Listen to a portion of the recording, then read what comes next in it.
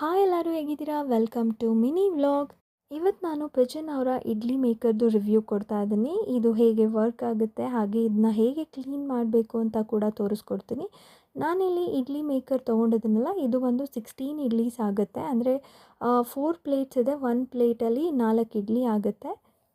ಇನ್ನು ಇದರ ಕ್ವಾಲಿಟಿ ತುಂಬಾ ಚೆನ್ನಾಗಿದೆ. ಹಾಗೆ ಇದು ಸ್ಟೇನ್ಲೆಸ್ ಸ್ಟೀಲ್ ಆಗಿರೋದ್ರಿಂದ ಯಾವುದೇ ರೀತಿ ಟೆನ್ಷನ್ ಇರಲ್ಲ.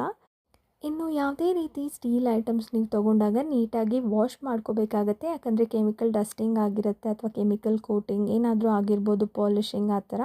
ಹೀಗಾಗಿ ನಾನು ಒಂದು ಸರಿ ನೀಟಾಗಿ ವಾಶ್ ಮಾಡಿಕೊಂಡೆ. ಅದಾದಮೇಲೆ ಬಿಸಿನೀರಲ್ಲಿ ವಾಶ್ ಮಾಡಿಬಿಟ್ಟು ಈಗ ನಾನು ಜಸ್ಟ್ ನೀರಷ್ಟೇ ಹಾಕಿಬಿಟ್ಟು ಸ್ಟೀಮಿಗೆ ಇಟ್ಟಿದ್ದೀನಿ. ಆ್ಯಂಡ್ ಇದು ವರ್ಕ್ ಆಗ್ತಾ ಇದೆ, ಹಾಗೆ ಕ್ಲೀನ್ ಕೂಡ ಆಗುತ್ತೆ. ಈಗ ಇಡ್ಲಿ ಕುಕ್ಕರ್ನ ಕ್ಲೀನ್ ಮಾಡಿದ್ದಾಯಿತು. ಈಗ ನಾನು ಇಡ್ಲಿ ಬ್ಯಾಟರ್ನ ಹಾಕಿ ಟೆಸ್ಟ್ ಮಾಡ್ತಾ ಇದ್ದೀನಿ, ಅಂದರೆ ಹೇಗೆ ಇಡ್ಲೀಸ್ ಆಗುತ್ತೆ ಅಂತ. ಲಾಸ್ಟ್ ಪ್ಲೇಟಲ್ಲಿ ನಾನು ಇಡ್ಲಿ ಬ್ಯಾಟರ್ನ ಹಾಕಿಲ್ಲ, ಯಾಕಂದರೆ ಸ್ವಲ್ಪ ನೀರು ಸೇರಿಕೊಳ್ಳುತ್ತೆ ಅಂತ ಅನ್ನಿಸ್ತು. ಹೀಗಾಗಿ ನೀವು ಇಡ್ಲಿ ಬ್ಯಾಟರ್ ಎಲ್ಲ ಹಾಕಿ ಈ ರೀತಿ ಕ್ಲೋಸ್ ಮಾಡಿದಾಗ ಸಿಮ್ಮಲ್ಲೇ ಇಡಬೇಕಾಗತ್ತೆ. ಜೋರಾಗಿ ಇಟ್ಟರೆ ಇಡ್ಲಿ ನೀಟಾಗಿ ಬೇಯೋದಿಲ್ಲ.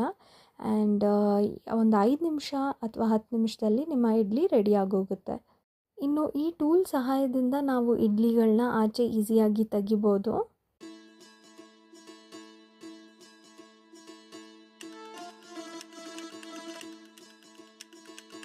ವಿಷಲ್ ಇರೋ ಕಾರಣ ಅವಾಗವಾಗ ಇಡ್ಲಿನ ಪ್ರಿಕ್ ಮಾಡಿ ನೋಡೋ ಅವಶ್ಯಕತೆ ಇರಲ್ಲ.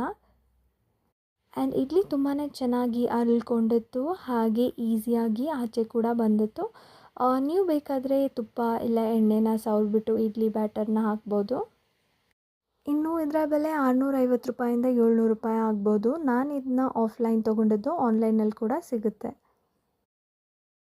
ನಾನು ಇಡ್ಲಿ ಜೊತೆ ಉದ್ದಿನ ವಡೆ ಮಾಡ್ಕೊಂಡಿದ್ದೆ. ಬೋಂಡಾ ಶೇಪಲ್ಲಿದೆ, ಬಟ್ ಹಿಟ್ಟು ಮಾತ್ರ ಉದ್ದಿನ ವಡೆ ಹಿಟ್ಟು. ಬೆಳಗ್ಗೆ ಉದ್ದಿನ ವಡೆ ಶೇಪೆಲ್ಲ ಮಾಡೋ ಅಷ್ಟು ಟೈಮ್ ಇರಲ್ಲ. ಹೀಗಾಗಿ ಬಜ್ಜಿ ಶೇಪಲ್ಲೇ ಉದ್ದಿನ ವಡೆನ ಮಾಡಿದ್ದೀನಿ. ಆ್ಯಂಡ್ ಅದ್ರ ಜೊತೆ ಕೆಂಪು ಚಟ್ನಿ ಮಾಡ್ಕೊಂಡಿದ್ದೆ. ಮತ್ತೆ ನೆಕ್ಸ್ಟ್ ವ್ಲಾಗಲ್ಲಿ ಸಿಗ್ತೀನಿ. Until then take care.